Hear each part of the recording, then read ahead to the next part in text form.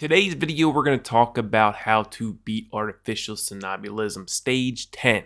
This is the last stage before going into Limbo. Now, I have been told that I won't get through Limbo with just starting characters and no summons. But this is a challenge that we are going to see and that I am trying to find out. But we're going to talk about the strategies for Stage 10. To showcase it doesn't matter what characters you need to pull or summon for. It's all about a little bit of strategy and focusing your resources. If you like this video, hit the sub button, hit the like button, hit that bell dingy dingy thing so you know when I post a video. Let's go, baby.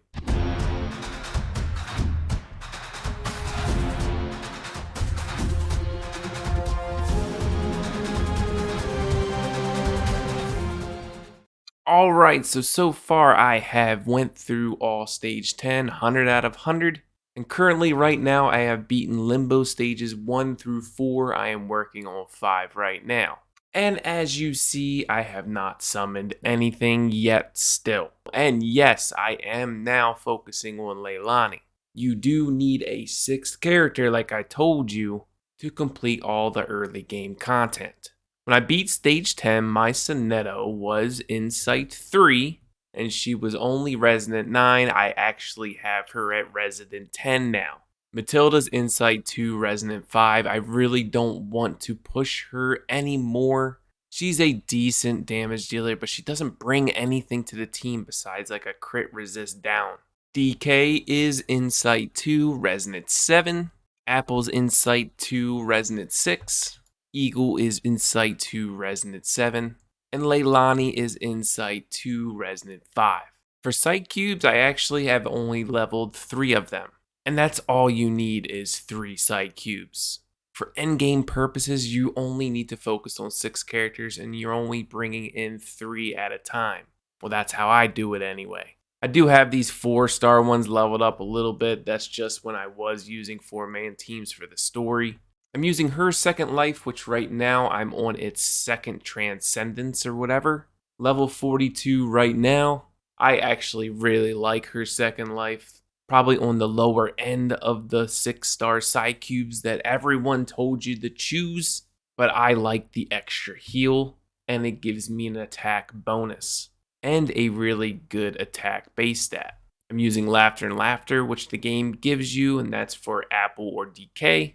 And I'm using Footloose, mainly on Eagle and Matilda, and where I use her second life is on Sonetta and Leilani. I kind of use Leilani as a support character more than a damage dealer, because her ultimate gives my whole team 1+ Moxie, and with her second life it gives my team a heal as well. For her Resident 5, I don't focus on crit at all, I just go for attack and HP. This is to keep her alive as much as possible and to help her damage and healing with her Psychube. Now, of course, stage 10, you're not going to have the same characters as me, because who would? Who would just use started characters? But I'm just going to tell you a brief strategy on what you can do while showcasing what I did. Now, for stage 10, you really just need to look at all 5 stages. This is what I do for every Limbo. I look at each floor and see what elements are. An element advantage is huge. On the 1st, 3rd, and 5th floor, there are mineral elements here. So on the 1st, the 3rd, and the 5th floor, you want to bring as many water units as you can. In this case, for me, it's Matilda and it's Apple. And because you need 3 new characters on each floor, I'm going to bring Sonetta, Apple, and Matilda on floor 1, 3, and 5, because I want my best character, which is Sonetta, on that last stage. And as you see on floor 2 and 4, you do have leaf characters, which fire or beast, I don't know what you want to call it, it's beast, but it's red, so it's fire, right? Too many years of gacha games. Anyway, beast beats plant, right? So you want to bring as many beast characters as you can, and for me, that is DK and Leilani. The only other person that was left was Eagle. 30% more damage against enemies with a weaker Aflatas. There is an extra condition passive throughout all of the floors of stage 10. If your sides takes 3 actions, the ultimate might next round is plus 75%. If you take less action, if you take 1 or less, damage taken is minus 75%. You can literally probably take anything in here as long as you know how the passive works. Floors 1 through 4 is literally just a character check, making sure you're Insight 2, you're level 50, and you're round the Resonant 5 or 7.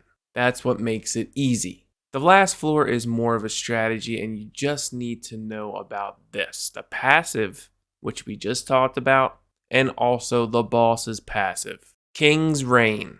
When an ally enters battle, Moxie is +2 for all allies.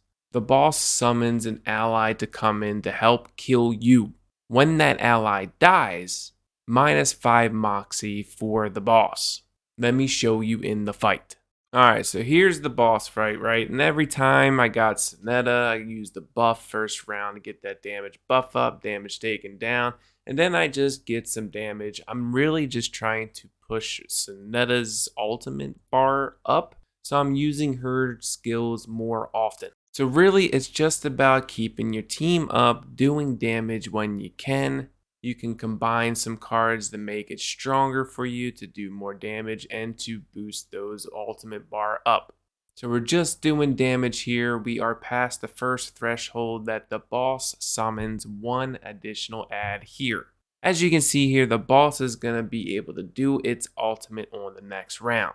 So literally what you do here is nuke the ad right now. And with Matilda, I can easily do that. Her ultimate does 8,300. So the ultimate's dead. Now the boss is down to one ultimate bulb or whatever you call it. The gauge is at 1. Now this is why free to play I love Sonetta. I can buff my team. I can also disarm the boss or enemy as long as they don't have like immunity up to that, right?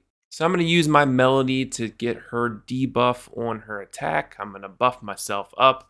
I'm going to use Matilda's debuff to hopefully get a crit here, but I don't. But I disarm. The boss does no damage to me. Now another ad is up, so what do? Yeah, I make sure I have a buff for Sonetta, and I use her ultimate. So I use the ultimate, do a bunch of damage, 9,100, and then I make sure to just try to kill that ad as much as possible. This ad, the second ad, has a lot more health. It's more tankier. So you have to know at this point, at least you can kill the ad now. The boss is about to do his ultimate. However, if you lower its Moxie while it's casting the ultimate, it will not cast the ultimate. It doesn't have the bulbs for it, right? So at this point, what I found out is if you actually kill the boss, you don't have to worry about the third ad. The third ad will die when you kill this boss. So I was kind of messing around, being strategic about it. I attacked the boss, I disarmed the ad because it had 2 attacks going on. But really all I needed to do was legitimately just kill the boss. Like literally one hit. I did all this, whatever. But the boss is dead, the ad is dead, GG. So that is stage 10. How to beat it as free to play, I haven't even summoned.